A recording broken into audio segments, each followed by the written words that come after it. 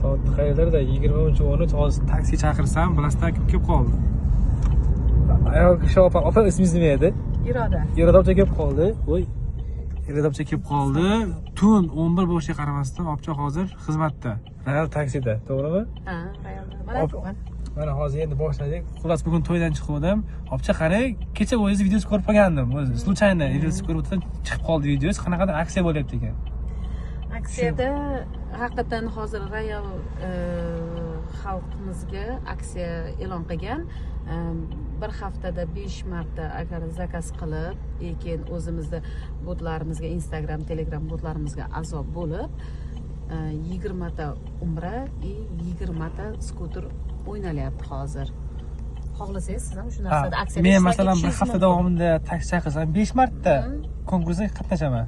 Qachon g'olib aniqlanadi? Shartlari random orqali aniqlanadi. U har haftada bir marta aniqlanadi. U siz ham ishtirok etishingiz mumkin.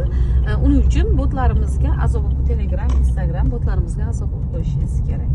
Instagram va Telegram botga a'zo bo'lsa, keyin ishtirokchi bo'lasiz, to'g'rimi? Bo'lasiz. Chunki ism familiyalaringiz chiqib keladi, bar sim karta orqali, random orqali.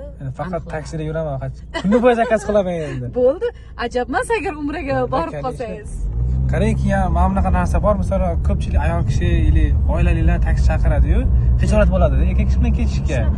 O'shanga siz bilan qanaqa bog'lansa bo'ladi? O'zim nomerlarim bor, berib qo'yaman o'shanda. Instagramingiz bormi? Bor. Instagramingizni metka qilib qo'yaman. Agar sizlarga ayol taksi kerak bo'lsa, bemalol opcha ham telefon qilsanglar bo'ladi. Bu hozir real taksi chaqirsanglar, u tushib qolishi qiyin.